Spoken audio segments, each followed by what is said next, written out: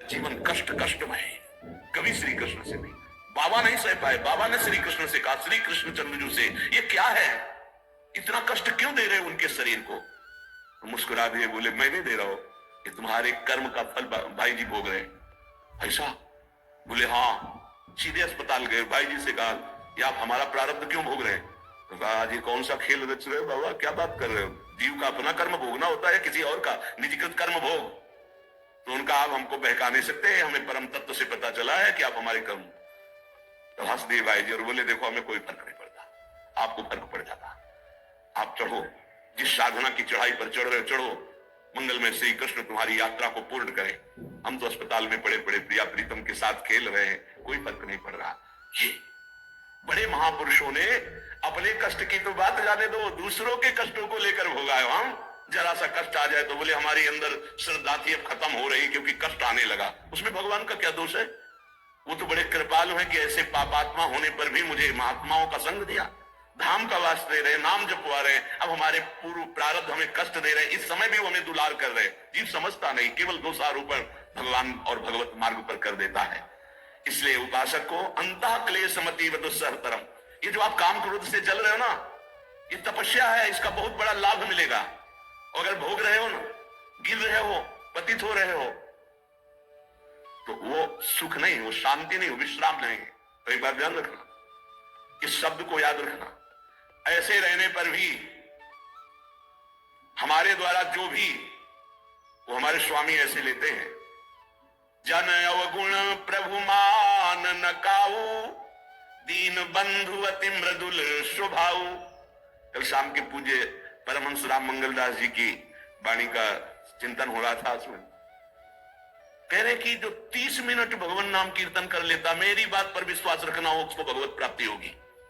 24 घंटे में 30 मिनट नाम कीर्तन कर लेता है और अन्य समय विस्मरण रखता है, तो 30 मिनट का नाम कीर्तन उसे भगवत प्राप्ति करा देगा। तुम्हें जो पाठ प्रिय हो, 30 मिनट पाठ कर लोगे, भगवत प्राप्ति हो जाए। कर लो।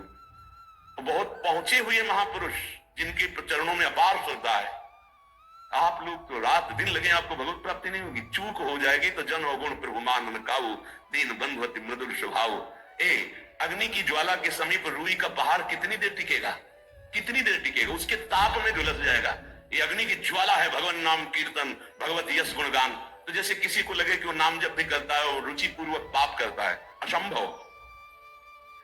नाम जापक रुचि पूर्वक पाप कर ही नहीं सकता, उसका हृदय जलेगा। पक्का आप जप करके देख लीजिए, आप जब कीजिए नाम और फिर आपसे पाप जब बनेगा तो आप फिर हालत अपनी देख लीजिएगा, बार बार हृदय जलेगा, नहीं नहीं नहीं। तो एक दिन वो नहीं सिद्ध हो जाएगा और आप निर्विकार हो जाएंगे। इसलिए अंतः क्लेश, अगर बुद्धि मति अति अंदर क्लेश आ रहा है, कभी काम आ रहा है, कभी क्रोध आ रहा है, कभी लोभ आ रहा है, कभी मोह आ रहा है, ये आता रहेगा जब तक भगवत साक्षात्कार नहीं होगा। ऐसा मत समझो कि 2-4 महीने जब करेंगे तो हम सिद्ध हो जाएंगे, ये आता रहेगा। ये बहुत भागवतिक शक्ति से संपन्न है विकार, कोई साधारण नहीं है कि तुम माला जपोगे वो नहीं आएगा। माला जपते समय ही आएगा वो। ये भागवतिक शक्ति से संपन्न, काम क्रोध लोभ मोह तब त्रिभुवन को परास्त कर रहे हैं। ये भगवान के पावर से शक्तिमान है। तुम्हारा अहंकार जब गलित हो जाएगा तो इनका आना ही बंद हो जाएगा। जब तक अहंकार रहेगा तब तक ये आते रहेंगे।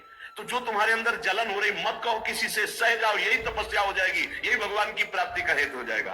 प्रभु के लिए थोड़ा कष्ट सहकर आप आगे बढ़कर देखिए वो कितना आपको प्यार देते हैं। यही कष्ट सहना है, आंतरिक विकारों को सहना, बाहरी प्रहारों को सहना, कभी किसी से ना कहना, ये भक्तों का स्वभाव। मौन, इसीलिए वाणी से मौन, कुछ ना बोलना। हमने एक संत भगवान को देखा 22-23 वर्ष पहले वृंदावन में, कच्चा मार्ग था, एक बोरा रखते थे, ऐसे पागलों जैसा भेज था। तो जब रात्रि के 11 बजे वापस यमुना किनारे से प्रसाद पाके यमुना किनारे गए, यमुना किनारे से जब लौटते थे तो उनको देखते थे अकेले बैठे रहते, उनकी मुद्रा देख के लगता था भगवदानंद में डूबे भी। नजदीक बैठे, बोरा उठाया, चल दिया। अमित पीछा छोड़ने वाले थे नहीं, पीछे तो उनका क्या बात है, क्यों पीछे? अब संत वेश हमारा भी तो मर्यादा से ही बोलेंगे, वो कुछ नहीं, केवल जानना चाहते हैं आपको। तो कालीदय की इधर एक तमाल का पेड़, जो श्वेत रंग का एक वृक्ष है, उसका मुझे नाम नहीं याद आ रहा, गूलर जैसा, और वो तमाल में लिपटा हो, अब भी है। दाहिनी तरफ है, ये जो खाली जगह पड़ी ऊंची, जो अपने दाहिनी तरफ बर्फ फैक्ट्री के आगे जाते हैं, उसी के नीचे बैठ गए। तो हमने पूछा आपकी स्थिति देखकर मुझे लगता है परसों में भगवदानंद में डूबे रहते हैं, मुझे जब लगता है तो प्रश्न क्यों करते हो? हमको आपकी वेशभूषा देखकर। तो बोले जगत से बचने के लिए वेशभूषा है, एक बोरा ऐसे जैसे कोई बीनने वाले होते हैं, कबाड़ बीनने वाले, ऐसे बोरा ऐसे लगे थे, एक गमछा लगाए हुए थे, पूरा शरीर खुला, कोई साधु का वेश नहीं, कोई चिन्ह नहीं, और उनकी स्थिति भगवदानंद में थी।